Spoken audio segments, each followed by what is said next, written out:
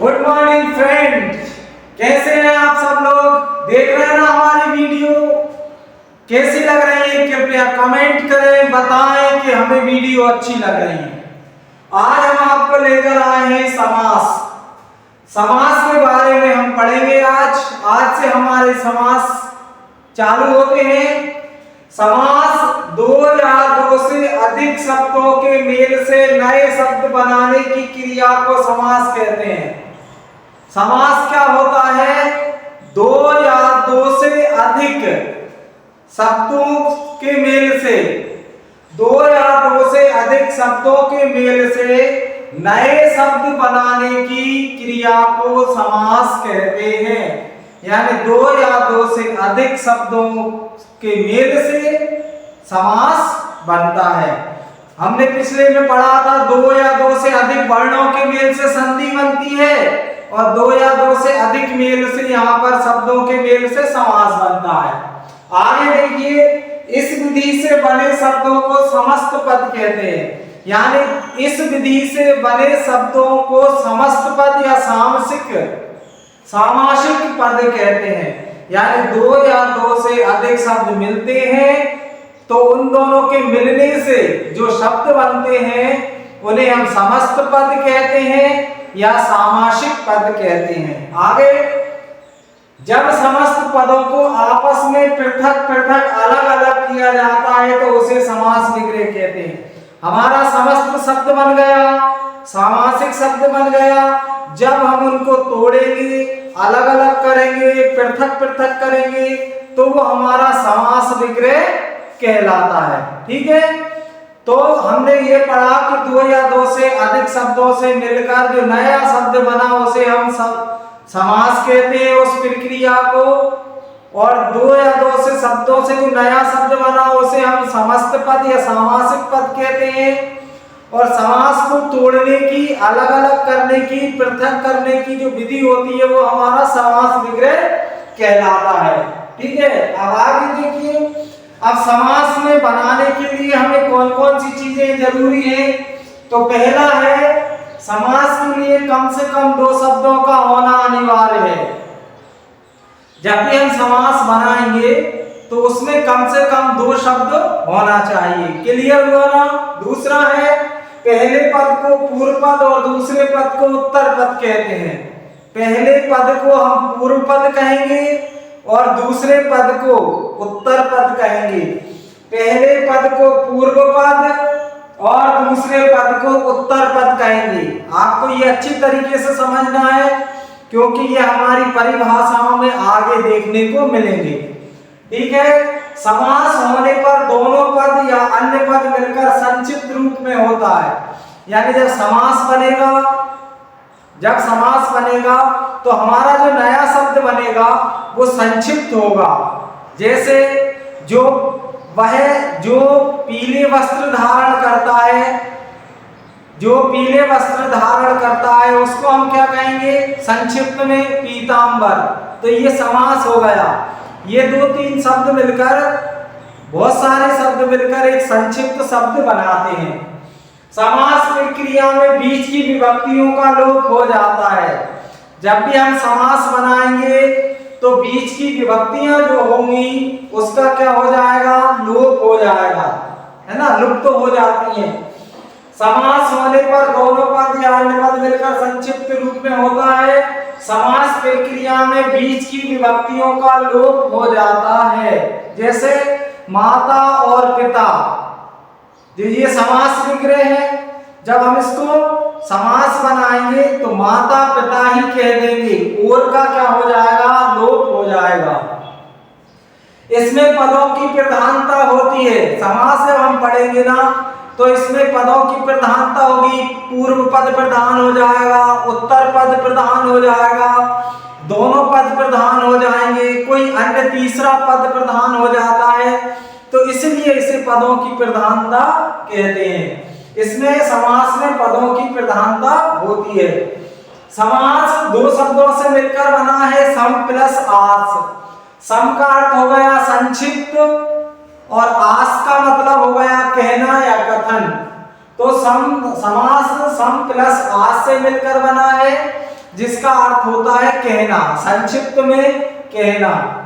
अगला है समास प्रक्रिया में शब्दों का संक्षिप्तीकरण किया जाता है, यानी जब हम समास को बनाएंगे तो समास जो बनेगा वो एक छोटा सा रूप बनता है, संक्षिप्त रूप बनता है।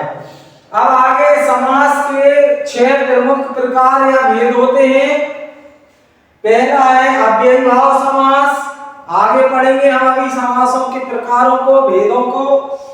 दूसरा है हमारा तत्पुरुष समास, तीसरा हो गया द्वंद्व समास, चौथा है बहुव्रीहि समास, पांचवा कर्मधारय समास और छठा हमारा द्विगु समास।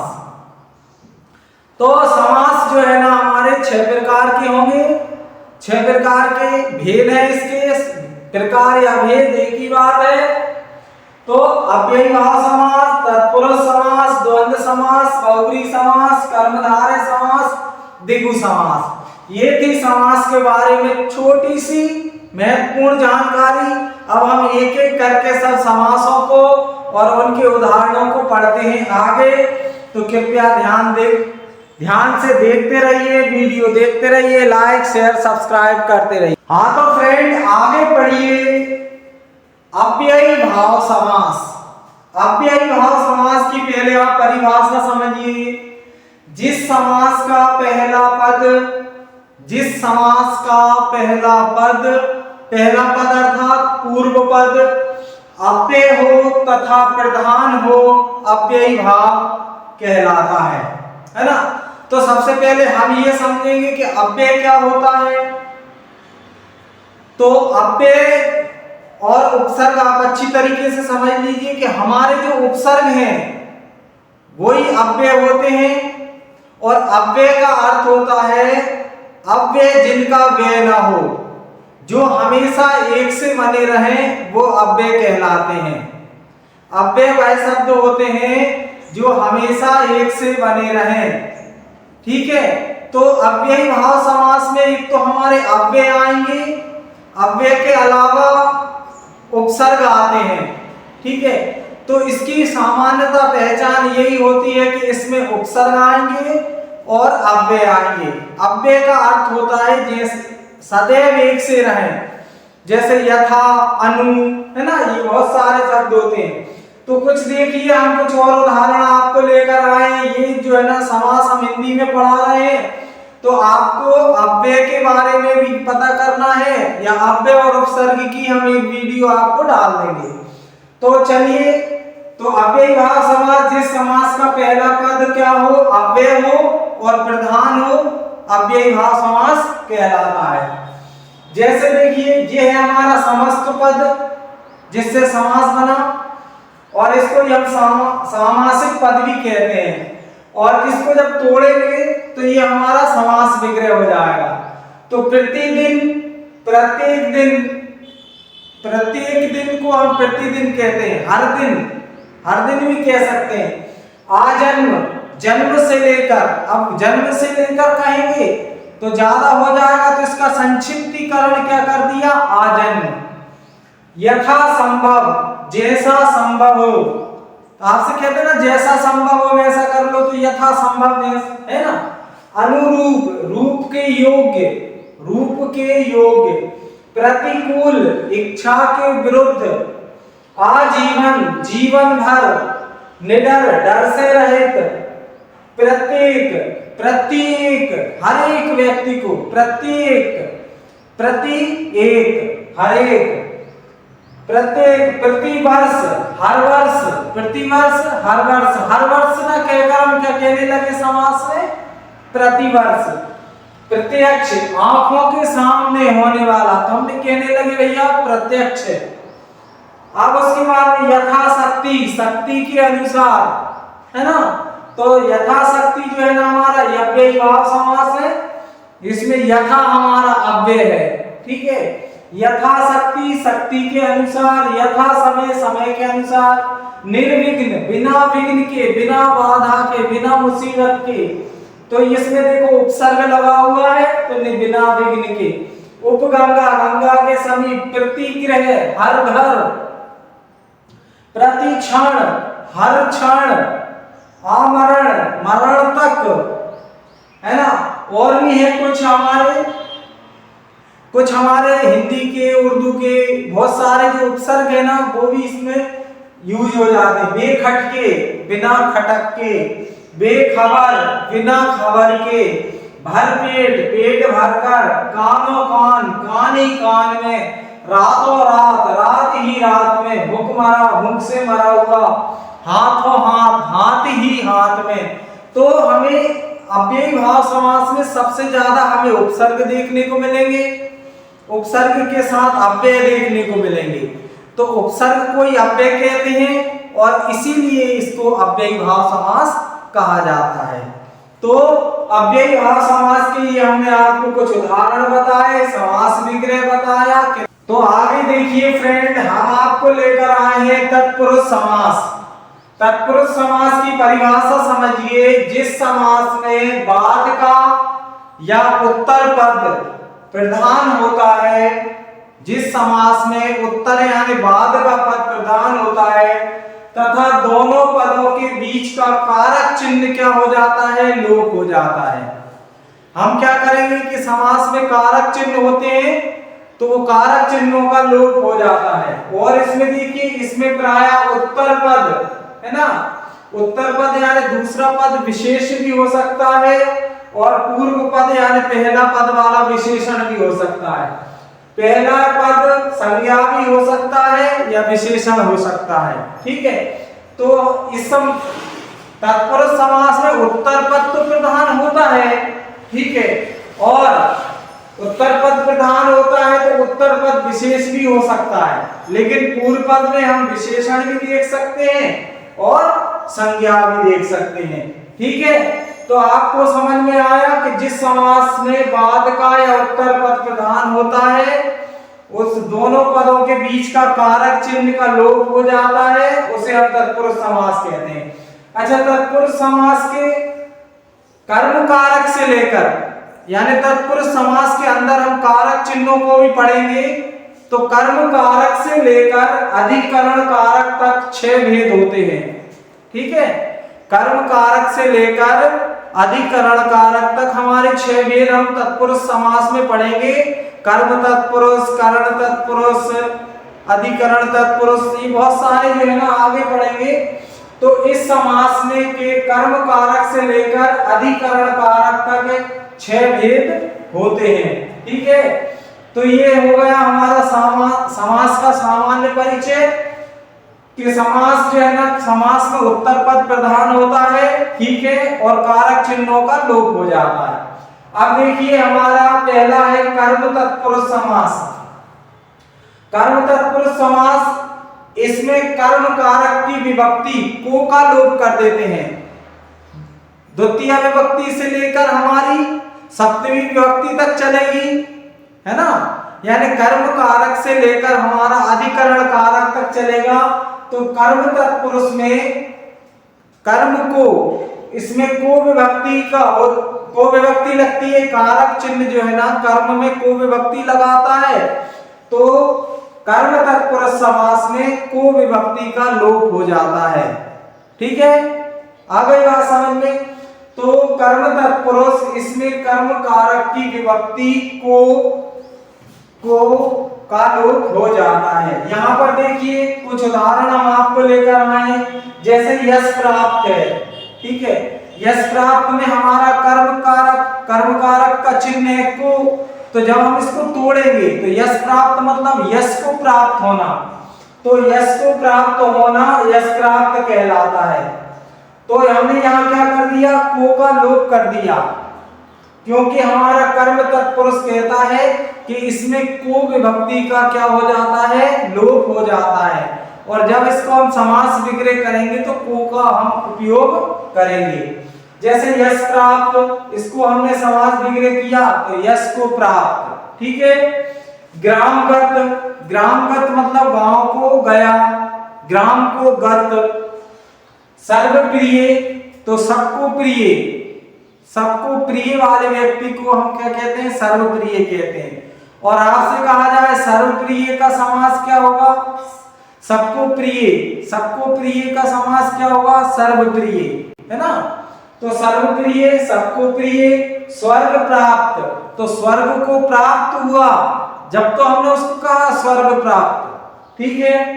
ग्रह, ग्रहगत, घर को आया हुआ, कहां को, घर को आया हुआ। सुख प्राप्त, सुख को प्राप्त होना, तो ये हमारा कर्म तत्पुरुष समास है जिसमें को का लोप हो जाता है। आगे देखिए, परलोक गमन, परलोक को गया हुआ, परलोक को गमन हुआ। शरणागत, शरण को आया हुआ। तो ये उदाहरणों में हमने ये समझा कि जब हम समास बनाएंगे तो को का लोप हो जाएगा और समास विग्रह करेंगे तो हम को का उपयोग करेंगे। तो यही हमारी परिभाषा कह रही है कर्म तत्पुरुष की, कि इसमें कर्म कारक की विभक्ति को का लोप हो जाता है। हमारे तत्पुरुष समास के अंदर विभक्तियों का लोप तो सब में ही होगा। अभी हम फिलहाल कर्म तत्पुरुष के बारे में पढ़ रहे हैं, तो ठीक है, आपको समझ में आ गया होगा कि तत्पुरुष समास के हम 6 भेद पढ़ेंगे, कर्म कारक से लेकर अधिकरण कारक तक। तो ये था हमारा पहला कर्म तत्पुरुष। इसमें कर्म कारक की जो विभक्ति है को का लोप हो जाएगा और विग्रह करेंगे तो को वापस आ जाएगा। तो ये उदाहरण थे, यश प्राप्त, यश को प्राप्त, ग्रामगत, ग्राम को गत, है ना। तो ये आपको समझ में आ गए होंगे। अब आगे देखिए, अगला देखिए करण तत्पुरुष। दूसरा जो है ना हमारा करण तत्पुरुष है, इसमें करण कारक की विभक्ति से या द्वारा का लोप हो जाता है ना। जब हम कारक चिन्ह देखेंगे तो करण जो है ना तत्पुरुष, उसमें जो है ना उसका चिन्ह है से या द्वारा, इसका लोप हो जाएगा। जैसे देखिए जब हम इसको समास विग्रह करेंगे तो ये लग जाएगी और जब इसको समास बनाएंगे तो ये इसका लोप हो जाएगा। जैसे शोकाकुल, शोकाकुल जो है ना हमारा करण तत्पुरुष है। करण तत्पुरुष का अर्थ होता है से या द्वारा। तो शोक से आकुल, शोक से आकुल को ही हम क्या कहते हैं, शोकाकुल कहते हैं। अकाल पीड़िता, अकाल से पीड़ित व्यक्ति को ही हम अकाल पीड़ित कहते हैं। यहाँ पर द्वारा भी इस्तेमाल किया जाता है, द्वारा का उपयोग भी करते हैं हम। जैसे तुलसी कृत, तुलसी कृत, तो तुलसी द्वारा कृत, तुलसीदास जी द्वारा जो है ना रचना की गई उसकी, तो उसको हम बोलते हैं तुलसी द्वारा कृत। हस्तलिखित, हाथ से लिखित, हस्तलिखित मतलब होता है हाथ से लिखित। बाढ़ पीड़िता, बाढ़ से पीड़ित, तो ये जब हम इसको बाढ़ से पीड़ित, ये समास विग्रह हो गया और समास बताएंगे तो हम कहेंगे बाढ़ से पीड़ित। बाढ़ से पीड़ित का हो गया बाढ़ पीड़ित। गुण युक्त, गुण से युक्त को ही हम गुण युक्त बोलते हैं। शोकग्रस्त, शोक से ग्रस्त व्यक्ति को ही शोकग्रस्त बोला जाता है। धनहीन, धन से हीन व्यक्ति को धनहीन कहते हैं। यहाँ पर मन चाहा, मन से चाहा, मन से चाहा होगा हमारा समास विग्रह है और हम इसको समास बनाएंगे तो मन चाहा कह देंगे। मन चाहा, तो इसका विग्रह करेंगे तो मन से चाहा। भयाकुल, भय से आकुल, भय से आकुल को बोलते हैं भयाकुल। गुरुदत्त, गुरुदत्त यानी गुरु के द्वारा दिया हुआ, गुरु द्वारा दत्त, तो उसको बोलते हैं गुरुदत्त। तो ये स्पष्ट हो गया कि गुरुदत्त जो है ना समास है हमारा और गुरु द्वारा दत्त ये हमारा समास विग्रह है। अब हम देखिए संप्रदानम तत्पुरुष को पढ़ते हैं। संप्रदानम तत्पुरुष में क्या होता है, इसमें संप्रदानम कारक की विभक्ति के लिए का लोप हो जाता है ना। तो आपको याद होना चाहिए कर्ता ने कर्म को करण से संप्रदानम के लिए, तो यहाँ पर कर्ता ने तो आता ही नहीं है, द्वितीय विभक्ति से चालू करते हैं हम। कर्म को का लोप हो गया, कर्ता ने कर्म को करण से, करण तत्पुरुष में से का लोप हो गया, तो कर्ता ने कर्म को करण से संप्रदानम के लिए, तो संप्रदानम में के लिए का लोप हो जाएगा, तो यहाँ पर हम के लिए का लोप कर देंगे। तो जैसे राह खर्च, राह खर्च का मतलब हो गया राह के लिए खर्च, है ना। रास्ता में अपन जो कहते ना, राह खर्च रख ले, रास्ते का खर्च रख ले, तो रास्ते के लिए जो खर्च दिया जाता है वो राह खर्च है। आपसे कहा रसोई घर, रसोई घर कौन सा है, तो ये हमारा संप्रदान तत्पुरुष है और इसका अर्थ होता है रसोई के लिए घर, रसोई घर। मालगाड़ी, माल के लिए जो गाड़ी बनाई जाती है वो मालगाड़ी होती है। गुरु दक्षिणा, गुरु के लिए जो दक्षिणा दी जाती है वो गुरु दक्षिणा होती है। विद्यालय, विद्या के लिए आलय, आलय यानी स्थान, विद्या प्राप्त करने के लिए जो स्थान बनाया जाता है वो विद्यालय होता है। चिकित्सालय, चिकित्सा के लिए, इलाज के लिए आलय चिकित्सालय हो जाएगा। प्रयोगशाला, प्रयोग के लिए शाला, प्रयोगशाला होती है। देशभक्ति, देश के लिए भक्ति करना देशभक्ति कहलाती है। यहाँ पर देश से भक्ति नहीं हो सकता, देश को भक्ति नहीं हो सकता, क्या होगा, देश के लिए भक्ति। हथकड़ी, हाथों के लिए कड़ी बनाई जाती है, वो होती है हमारी हथकड़ी। स्नान घर, स्नान के लिए घर, स्नान के लिए घर। सत्याग्रह, सत्य के लिए आग्रह करना, सत्य के लिए बुलाना, तो सत्य के लिए आग्रह सत्याग्रह होता है। हवन सामग्री, हवन के लिए सामग्री, तो हवन सामग्री होगा। गौशाला, गायों के लिए जो शाला खोली जाती है उसको गौशाला कहते हैं। तो ये हमारा करण तत्पुरुष था जिसमें से या के द्वारा का लोप हुआ, और संप्रदान तत्पुरुष होता है उसमें हम के लिए का लोप कर देते हैं। अपादान तत्पुरुष, अपादान तत्पुरुष, इसमें अपादान कारक की विभक्ति से, कौन सी विभक्ति, पंचमी विभक्ति हमारी होती है अपादान, और जिसका कारक चिन्ह होता है से, और वो भी अलग होने के अर्थ में। अलग होने का अर्थ मतलब ये है कि कोई चीज किसी वस्तु से अलग हो जाए तो वहां पर हम पंचमी अपादान कारक का प्रयोग करते हैं। तो इसमें अपादान कारक की विभक्ति से का लोप हो जाता है जब हम समास बनाते हैं। जैसे पथ भ्रष्ट, पथ से भ्रष्ट यानी रास्ता भूल जाना, रास्ता अलग हो जाएगा और व्यक्ति अलग हो जाएगा, तो अलग होने के अर्थ में पथ भ्रष्ट होता है। ऋण मुक्त, ऋण से मुक्त यानी ऋण से मुक्त हो गया तो ऋण मुक्त हो गया। देश निकाला, देश से निकाल दिया गया तो देश निकाला हो गया, देश अलग हो गया और वो कहीं बाहर चला गया तो वो देश निकाला हो गया। गुण से हीन, गुणहीन, गुणहीन किसको कहते हैं, जो गुण से हीन हो, जिसमें गुण ही ना हो, तो अलग है ना गुण, तो गुण से हीन ये अलग के अर्थ में होता है। पदच्युत, पद से हटना, हटाना या हटना, है ना। पाप मुक्त, पाप से मुक्त होना, पाप से मुक्त व्यक्ति जब ही होगा जब पाप अलग हो जाएंगे, तो अलग होने की स्थिति में, से अलग होने की स्थिति में हम अपादान तत्पुरुष पंचमी लगाते हैं। जलहीन, जल से हीन, जिसको जल ही नहीं है, मिला नहीं है, तो वो जल से हीन हो गया, जल अलग हो गया और वो अलग हो गया। धर्म से, धर्म विमुख, धर्म से विमुख होना धर्म विमुख कहलाता है। रोग मुक्त, रोग से मुक्त होना, रोग अलग हो गया हमारा, हम अलग हो गए तो रोग मुक्त हो गए, तो ये हमारी से अलग होने की स्थिति में। धनहीन, धनहीन व्यक्ति किसको कहते हैं, जिसके पास धन ना हो उसी को तो धनहीन कहेंगे, तो धन अलग है और उसके पास नहीं है, उसके पास नहीं है, अलग होने की स्थिति में धनहीन होता है।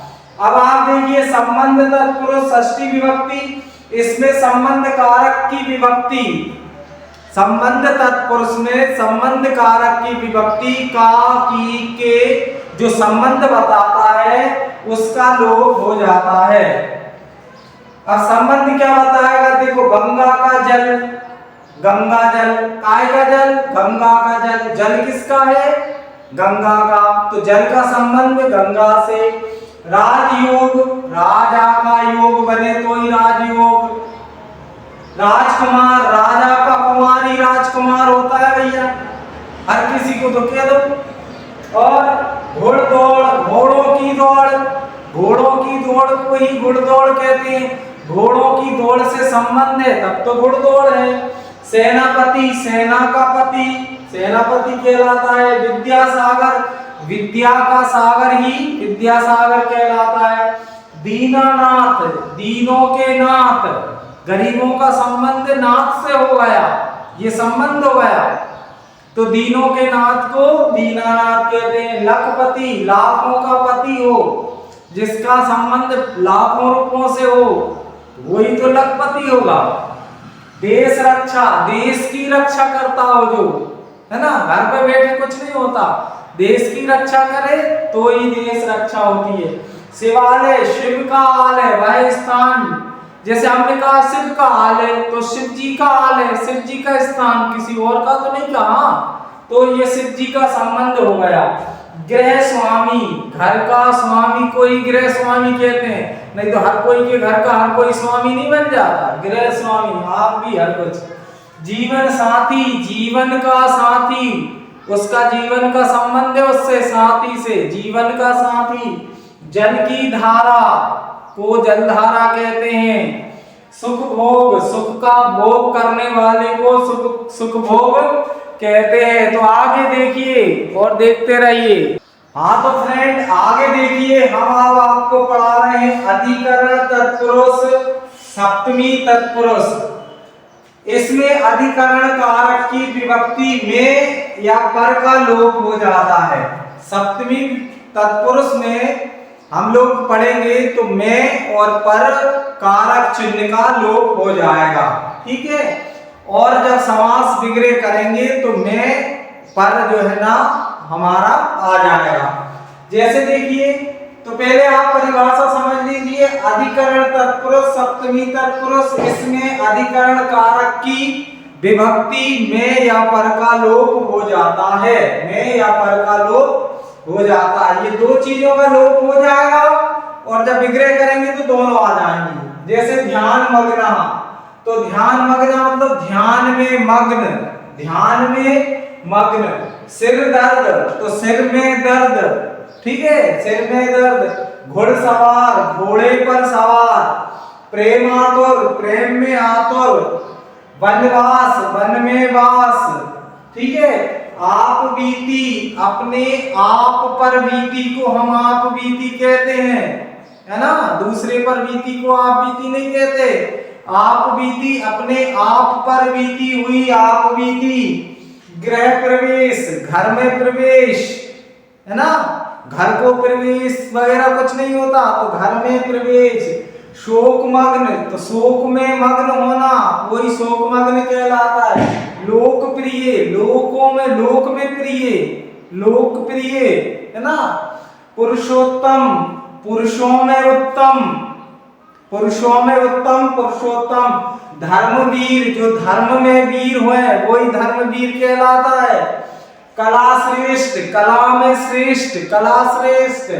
कार्य कुशल, कार्य में कुशल, कार्य कुशल। कला निपुण, कला में निपुण।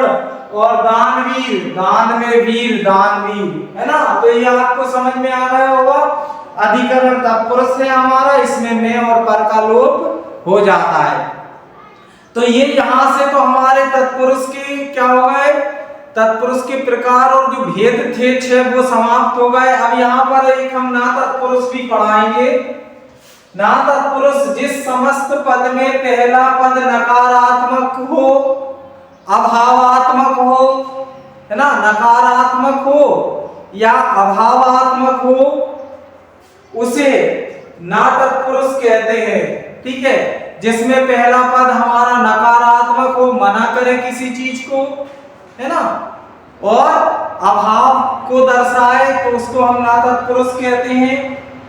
इसमें ज्यादातर आपको ये तो है, तोड़ने में जब हम समास विग्रह करेंगे तो ना दिखेगा, ठीक है, निषेधात्मक होगा। अगर आप समास में देखेंगे तो आ होगा, छोटा आ होगा, अन होगा, ना होगा, गैर होगा, बड़ा ना होगा। तो ये आपको देखने को भी मिलेंगे। जैसे देखिए अधर्म, आ है देखने पर, आ है, तो या तो यहां से समझ लीजिए कि आपको ये देखने में आ, अन, ना, गैर, ना आदि मिलेगा।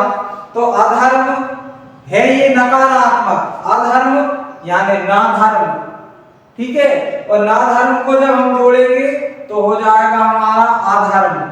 अयोग्य, अयुग। ये हमारा जो है ना तत्पुरुष समास कह रहा है कि ये नकारात्मक होता है, निषेधात्मक होता है, अभावात्मक होता है, अभाव होना किसी चीज का। तो अयोग, नायोग, अनहोनी, ना होनी, अनाचार, ना आचार, अनावश्यक, ना आवश्यक हो, अनिष्ट, ना इष्ट, गैर वाजिब, ना वाजिब हो जो, है ना। तो नापसंद हो जो, नामर्द हो, नालायक हो जो, अधीर, नाधीर को अधीर, अनचाही, ना चाही को हम अनचाही कहते हैं, अनदेखी, ना देखी को अनदेखी, अनंत, ना अंत, जिसका ना अंत ही ना हो, अनंत, अनर्थ, ना अर्थ, जिसके पास ना अर्थ ही ना हो, अनश्वर, ना नश्वर, नष्ट होने वाला, जो कभी ना नष्ट हो उसे अनश्वर कहते हैं। और अनाथ, ना नाथ, जिसका नाथ ना हो, अनाथ होता है। अनादर, जिसका आदर ना हो उसका अनादर होता है ना। तो ये जो हमने पढ़ा था ना समास, इस समास में हमें क्या देखने को मिलेगा? निषेधात्मक, नकारात्मक, अभावात्मक, है ना। जब भी हम शब्द को देखेंगे तो इसमें नकारात्मक का बोध होगा। और अगर आप देखें तो अन, ना, गैर, ना आदि लगे होंगे। तो इन सब में लगे हैं, बहुत सारे उदाहरण हैं। तो ये आज हमारा जो है ना 2 तत्पुरुष हो गए हैं। एक हो गया हमारा अव्ययी भाव समास और एक हो गया हमारा तत्पुरुष समास, उसके भेदों के साथ। ठीक है, तो वीडियो आपको अच्छी लगे तो कृपया लाइक, शेयर, सब्सक्राइब करें।